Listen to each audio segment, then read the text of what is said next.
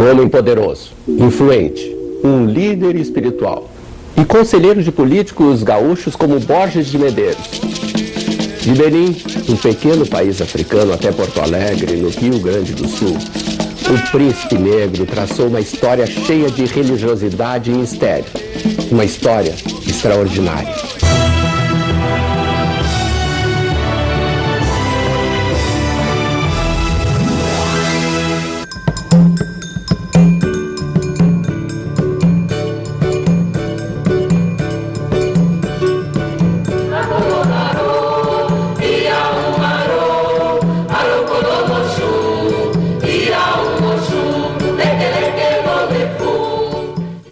No centro de Porto Alegre, pulsa o mercado público desde 1869. As milhares de pessoas que atravessam suas portas encontram cheiros, cores, comidas simples e sofisticadas, chimarrão e artigos religiosos, peixe fresco e sorvetes tradicionais. Mas as paredes guardam um mistério. Em alguma parte do mercado público, um príncipe negro vindo da África fez um ritual religioso conhecido como Assentamento do Bará para proteger Porto Alegre.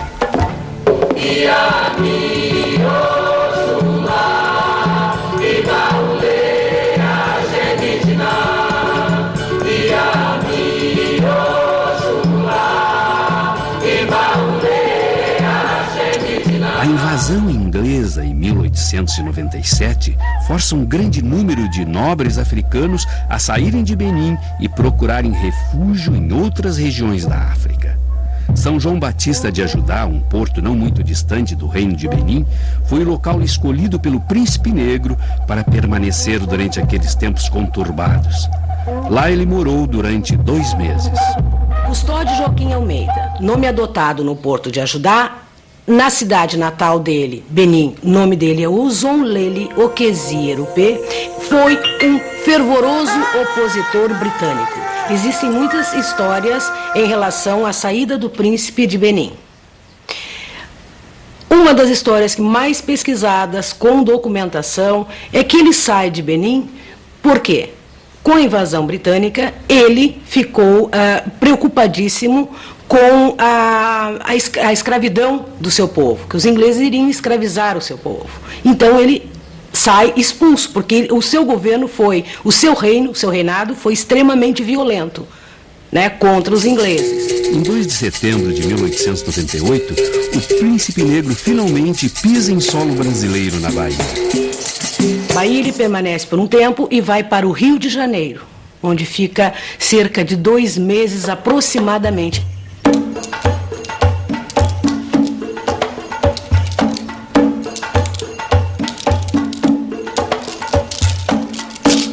Senhor de Fá, me mostre nos ofás os caminhos que deverei seguir.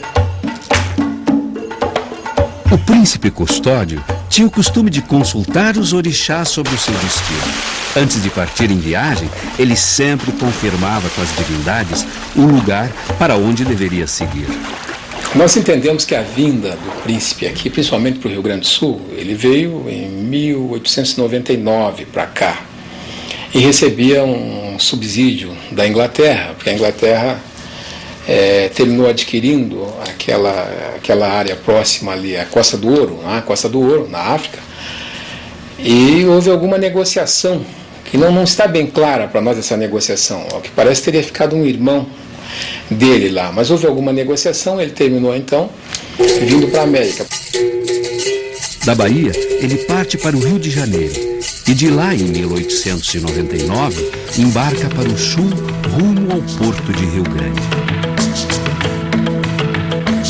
Em 1899, o príncipe Custódio Joaquim Almeida chega na cidade portuária de Rio Grande. De lá, por prováveis perseguições que tinham sido enviadas de seus inimigos na África, ele vai para a cidade de Pelotas. Em 1900, o príncipe vai para Pelotas. cidade onde conheceu o político Júlio de Castilhos. Acho importante destacar o relacionamento do príncipe Custódio com políticos importantes da época, como Júlio de Castilhos, como Borges de Medeiros, como Getúlio Vargas. Júlio de Castilhos teve um câncer na garganta e foi tratado, né, pelo príncipe Custódio. Nós sabemos dessa relação. Acho importante destacar o seguinte, na época, com toda uma medicina que já existia, figuras importantes da época vão procurar o aconselhamento, vão procurar a solução dos seus problemas num líder religioso. Seguindo orientações do jogo de Ifá, o popular jogo de Búzios, nesse mesmo ano, ele chega em Bagé. Então, chegando o príncipe a Bagé, e essa data corresponde a todo um trabalho que foi feito aqui, relacionado ao batuque, né, no qual o príncipe é uma referência nacional. E esses tambores, né, fortalecem a ideia de que existia aqui um ambiente muito propício, né, para que o príncipe fortalecesse ainda mais toda essa questão da religião africana, né? Por isso que ele deu o nome, né, ao Passo do Príncipe. Para mim era simplesmente uma localidade, Bagé, o Passo do Príncipe, onde a gente tinha até um certo mistério quem seria esse príncipe, né? E no momento que eu fui pesquisar, eu descobri um cara fantástico, um homem com um poder de mobilização dentro da comunidade, um poder assim bem sobrenatural, um cara que conseguia muitas coisas. E foi uma aventura fascinante descobrir que até então parecia que estava somente no imaginário da população bagense, e não, ele foi um homem importante que teve um grande poder dentro da comunidade, como no estado do Rio Grande do Sul. A fama de curandeiro de Custódio já percorria todo o país e foi em busca da cura para uma doença que Júlio de Castilhos convidou o príncipe para vir morar em Porto Alegre. Outro ponto que dá para destacar é o seguinte: apesar da doutrina positivista ser uma doutrina cuja orientação é nitidamente científica, os grandes líderes positivistas tinham todo um relacionamento religioso com o príncipe Custódio. Isso não invalida a questão da religião. Houve sim, da parte do príncipe, pela figura dele, pela importância dele, naquele momento em que ele estava vivo, que ele morava aqui em Porto Alegre, não aconteceram grandes perseguições. As perseguições começam bem depois. Depois da morte dele é que a perseguição se torna bem mais marcante aqui em Porto Alegre, perseguição contra as caras de religião.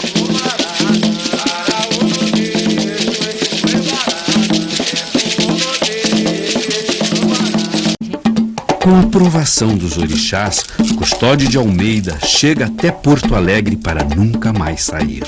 Em Porto Alegre, o príncipe residia com sua corte na rua Lopo Gonçalves 498, onde recebia várias personalidades, tanto do Rio de Janeiro, da África que o procuravam, como nos políticos locais. Preocupada com as lutas entre chimangos e maragatos, Dona Carlinda, esposa do político Borges de Medeiros, foi procurar o príncipe negro em busca de proteção para o marido.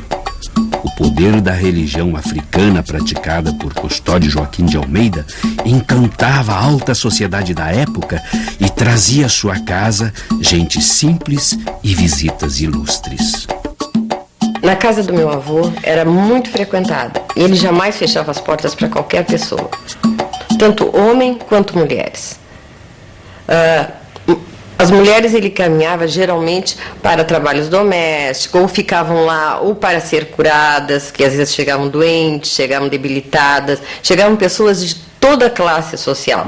Sempre bem vestido, desfilava pela cidade uma carruagem puxada por uma parelha de cavalos brancos e pretos.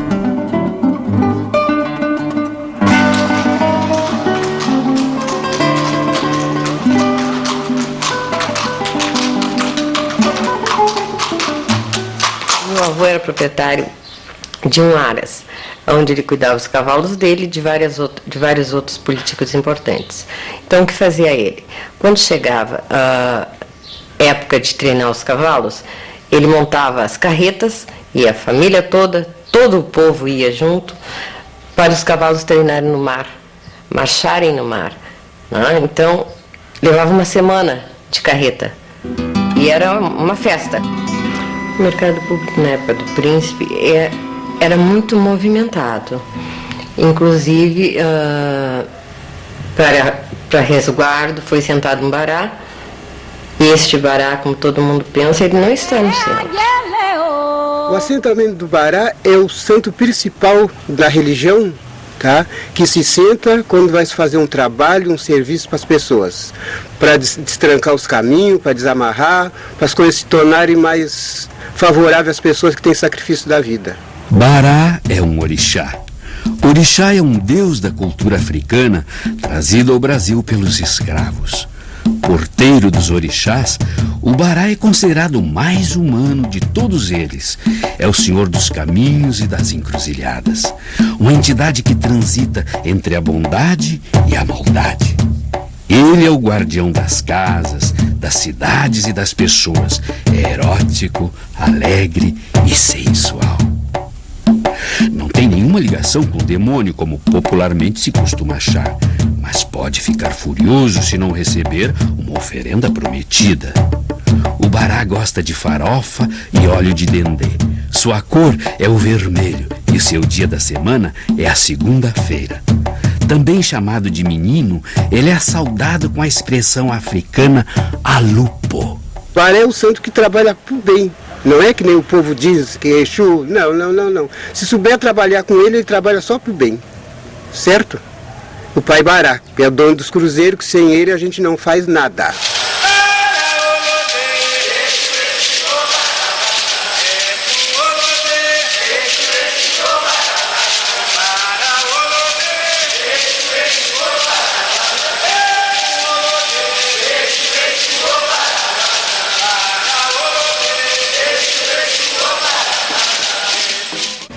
Nós temos um número expressivo de casas religiosas aqui no Rio Grande do Sul, entende? Mais de 70 mil. É quase como um quilombo, desenvolvendo uma função social também.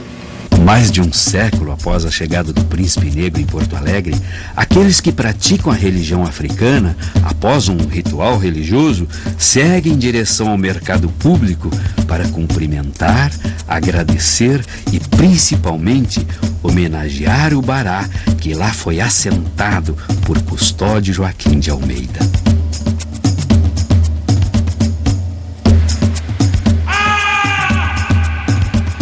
O príncipe Custódio morreu com 104 anos na casa que sempre morou, na rua Lopo Gonçalves, em Porto Alegre. Sua presença, no entanto, ainda é percebida nos passos das danças de roda de batuque e no sotaque nobre das rezas africanas. De Benim, pequeno país africano, até Porto Alegre, no Rio Grande do Sul, o Príncipe Negro traçou uma história cheia de religiosidade e mistério, uma história extraordinária.